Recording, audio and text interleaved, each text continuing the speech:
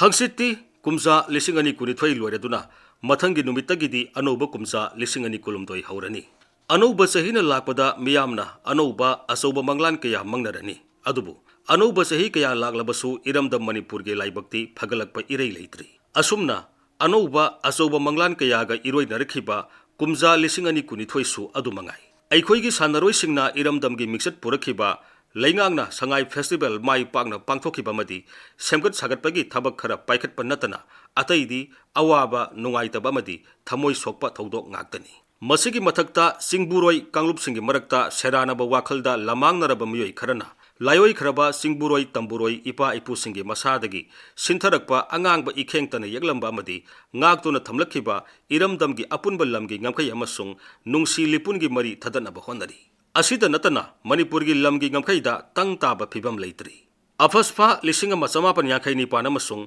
यावोल इहुगी मिंगद थोकपा थौदोक कयाना मियामगी पुंसी तंगदु लेताद्री असुमना लमदम असिदा थोकलिबा लोइबा खंबा नाइदरबा थौदोक मयाम असिना मियामबु लेताने हिंगबा ngमहंद्री लेबाकी लुरबा तानफम कयादा नानथोकपा यादना माइपुनरकपदगी लमदम सिगी तुंगी युम्बिरेल ओइरकदोरिबा महिरोइसिंग नेताना मही मसिल तंबा फंगजद्री लेंगांगनदी हौखिबा सही असि मणिपुर की साखवत थौरांगी थबक निंगथीना पाइखटकी हाइरी अदुबु हौजिकसु सिटीजन सिंगी काइफदरबा बेसिक राइट ओइरिबा हिंगबगी हक अमसुंग निंगतमना फोंदोकसबगी हक लेंगांगना निंगथीना ngaksenbiba wali haiba wafam leibata natana मियामगी हकसेल मही मसिल थकनबा इसिंग लंबी थोंग याउना अतै लम कयाददी मसी इरेंग लेंगदबगुम तौरी अपुनब मिसिंगी सरुक अहुम थोपगी अमगी सांग यौनिंगसित थबक फंगदबा मियोइसिंग ओइसिलकपा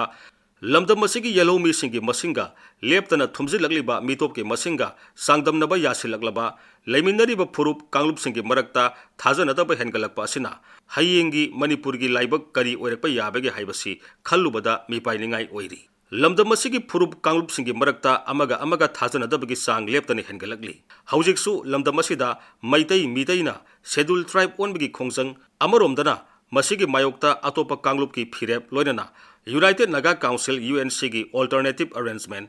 NACN-IM की फ्रेमवर्क अग्रीमेंट जेलियांगरोंग सिंगी तोंगानबा लेंगाक कुकी सिंगी तोंगानबा स्टेट की डिमांड अमसुंग मितै सिंगी याउना अतोपा मणिपुरी फुरुप सिंगी अपुनबा मणिपुर की सक्तम ngagnaba खोंजंगना मियामगी पुंसी लेताबा ngamdri असिगुम्बा फिबम असिदा अखोई मणिपुरी सिंगना अनौब सहीना लाकपदा करम्बा अनौब लाकनी खंदुना करमना हराउना लेथोकदौरिबनो हाइबसी लमदम सिगी मियामना खंथबा सुमगनी अनौब सहीना लाकपा हाइबसी मक्तबु वाथोक लेतबा तंगदु लेताबा इंग तप लमदमददी हराउ तयामना ओंगनबा ngaktani अदुबु इरमदम असिददी ममांगी सही सिंग थोकिबा वाथोक कयागी वारोइसिन पुरकपा ngamaudraba समन सिंग अदुना हौबदा ngairiba कुमजा लिसिंग अनि कुलुमदोई असिदा पुबा थांगबा ngamdraba असौबा पोलुम अमा थोंगकदौरी मसिना अनौब कुमजा लिसिंग अनि कुलुमदोई असि हराउ तयाम माइथोंग पुदुना लाकपगी महुता अवाबा सकलोन पुदुना माइथोंग लांगसिंगना लाकलगनी इरमदम मणिपुरदा ngasi मक थोकलिबा अकी तुजुंगना थल्लबा थौदोक मयाम असिगी मरक्ता कनाना कनादा करंबा याइफा पाउजेल पीगदगी हाइबसिमक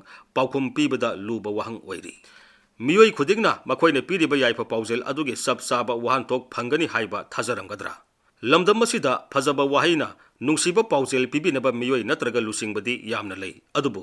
ngasiगी कंगाउनरबा खुनाइसिदा फिदमनफम ओइबा थाबक पांथोक्तुना मियामबु असुंबा अफबा माइकैदा पुबीबा ngamba मियोई नत्रगा लुसिंगबदी थोरकपा इउ उद्री मसागी फंगफम थोकपा हक तानबा मियोइदी यामना लैरे अदुबु तौगदबा मथौदांग मसक मुन्ना खंगना पांथोकपा मियोइदी मसिंग यामद्री मसिमंगना लमदम असिदा ताही उहैद्रबा थौदो वाथोक कया अमा थोरकपगी मरम ओइरी हौजिक मणिपुरना तंगाई फद्रिबा असि अपुनबा इरमदम सिगी खनबा मतिंग लेबा लुसिंगबा थोरकपा लैत्रगना लमदम सिगी मियामना अदुगुम्बा लुसिंगबा सेमगतपनी मणिपुर असि सही अमदा सही होबगी थोरम अहुमलककुम्बा पांथोकपा लमदमनी खेनबा वाखल थाजनदबा सरांगनबा मरकसिदा अनौब सहीदगी अखोइना ओइथोकनी खनबा करंबा मंगलान पाइखतनिंगाई लेबगे अदुबु अनौब सहीना लाकपसिदा अनौब परा अमदी अखोइना खंगनबा होनबा तारी मसिना हेना मरुओइबा वाफम अमा ओइरगली लमदम असि येलौंगैदगी हौना तोंगान तोंगानबा फुरुप कांगलुपसिंगना नुंसी चानना पुन्ना खुंदा लेतादुना लेमिनरई कांगलुपसिंग असिगी मरक्ता ngaihaki ओइबा उंखनबा मुक्नबगी थौदोक कया थोखरे अदुबु कांगलुप फुरुपसिंगी मरक्ता लैनरखिबा थाजनबा अदुदी कैदौनुंगदा खक मांगलमदे पुनमक असि लेबाक मसा ताबा खुनाई अमा लिंगबदा थोकपा पिकलबा थौदोकसिंगी मनुंगदा सरुक अमनी हाइफम थोई ngасidi मालेम असिना उंखनबा मदी मुक्नबगी थौदोकसिंग मुक्नरिबा मसेलगी मरक्ता पुन्ना फमिनदुना वारोइसिन फंगनबा थिमिनरकली ꯑꯁꯤꯒꯨꯝꯕ ꯇꯥꯟꯐꯝ ꯑꯁꯤꯗ ꯑꯩꯈꯣꯏꯒꯤ ꯈꯨꯟꯅꯥꯏ ꯑꯁꯤꯒꯤ ꯃꯔꯛꯇꯒꯤ ꯃꯤꯑꯣꯏ ꯈꯔꯅ ꯅꯍꯧꯅꯅ ꯃꯨꯛꯅꯕ ꯎꯪꯈꯠꯅꯕ ꯍꯥꯟꯅ ꯁꯨꯅꯕ ꯊꯣꯛꯍꯟꯕ ꯌꯥꯕ ꯋꯥꯐꯝꯁꯤꯡ ꯊꯤꯅꯗꯨꯅ ꯂꯩꯔꯦ ꯃꯁꯤꯅ ꯇꯨꯡꯗ ꯈꯨꯟꯅꯥꯏ ꯑꯁꯤꯗ ꯀꯔꯤ ꯊꯣꯛꯂꯕ ꯌꯥꯕꯒꯦ ꯍꯥꯏꯕꯗꯨꯗꯤ ꯃꯈꯣꯏꯅ ꯈꯟꯊꯔꯨꯗꯦ ꯍꯧꯖꯤꯛꯇꯤ ꯑꯅꯧꯕ ꯆꯍꯤꯅ ꯂꯥꯛꯄꯁꯤꯗ ꯑꯩꯈꯣꯏ ꯃꯁꯦꯜꯒꯤ ꯃꯔꯛꯇ ꯂꯩꯅꯔꯝꯕ ꯊꯥꯖꯅꯕ ꯑꯗꯨ ꯃꯇꯧ ꯀꯔꯝꯅ ꯍꯟꯖꯤꯜꯍꯟꯕ ꯌꯥꯒꯗꯒꯦ ꯍꯥꯏꯕꯁꯤꯗ ꯄꯨꯟꯅ ꯇꯧꯃꯤꯟꯅꯕ ꯌꯥꯕ ꯂꯝꯕꯤ ꯑꯃ ꯊꯤꯃꯤꯟꯅꯕ ꯇꯉꯥꯏ ꯐꯗ꯭ꯔꯦ ꯃꯥꯡꯒꯤ ꯊꯧꯗꯣꯛꯁꯤꯡ ꯑꯗꯨꯅ ꯇꯨꯡꯗ ꯑꯣꯏꯔꯛꯄ ꯌꯥꯕꯁꯤꯡ ꯀꯨꯞꯅ ꯅꯩꯅꯕ ꯌꯥꯕꯒꯤ ꯆꯤꯔꯕ ꯇꯥꯟꯖꯥ ꯑꯗꯨ ꯉꯁꯤꯅꯤ ꯃꯁꯤ ꯑꯅꯧꯕ ꯆꯍꯤꯅ ꯂꯥꯛꯄꯁꯤꯗ ꯑꯩꯈꯣꯏ ꯄꯨꯟꯅ ꯈꯪꯃꯤꯟꯅꯕ ꯆꯪꯏ ꯃꯁꯤꯕꯨ ꯄꯥꯏꯈꯠꯄ ꯉꯝꯂꯕꯗꯤ ꯀꯨꯝꯖꯥ 2022ꯅ ꯑꯩꯈꯣꯏꯗ ꯑꯅꯧꯕ ꯃꯪꯂꯥꯟ ꯑꯃ ꯄꯤꯔꯦ ꯍꯥꯏꯅ ꯂꯧꯕ ꯌꯥꯏ ꯉꯥꯏꯍꯥꯛꯀꯤ ꯃꯄꯥꯟ ꯊꯣꯡꯒꯤ ꯃꯤꯠꯌꯦꯡꯗ ꯊꯕꯛ ꯇꯧꯕꯒꯤ ꯃꯍꯨꯠꯇ ꯇꯨꯡ ꯀꯣꯏꯅ ꯆꯠꯅꯕ ꯌꯥꯒꯗꯕ ꯃꯑꯣꯡꯗ ꯊꯕꯛ ꯇꯧꯃꯤꯟꯅꯗꯨꯅ ꯑꯩꯈꯣꯏ ꯃꯁꯦꯜꯒꯤ ꯃꯔꯛꯇ ꯂꯩꯔꯝꯕ ꯊꯥꯖꯕ ꯍꯟꯖꯤꯜꯂꯛꯅꯕ ꯍꯣꯠꯅꯕ ꯉꯝꯕ ꯍꯥꯏꯕꯁꯤ ꯑꯅꯧꯕ ꯆꯍꯤꯅ ꯂꯥꯛꯄꯗ ꯏꯔꯩꯆꯥ ꯈꯨꯗꯤꯡꯗ ꯄꯤꯕ ꯉꯝꯂꯕꯗꯤ ꯑꯅꯧꯕ ꯆꯍꯤꯗ ꯄꯤꯕ ꯌꯥꯏꯐ ꯄꯥꯎꯖꯦꯜ ꯑꯃꯗꯤ ꯍꯔꯥꯎ ꯇꯌꯥꯝꯕꯒꯤ ꯋꯥꯍꯟꯊꯣꯛ ꯈꯔ ꯃꯈꯩꯗꯤ ꯂꯩꯒꯅꯤ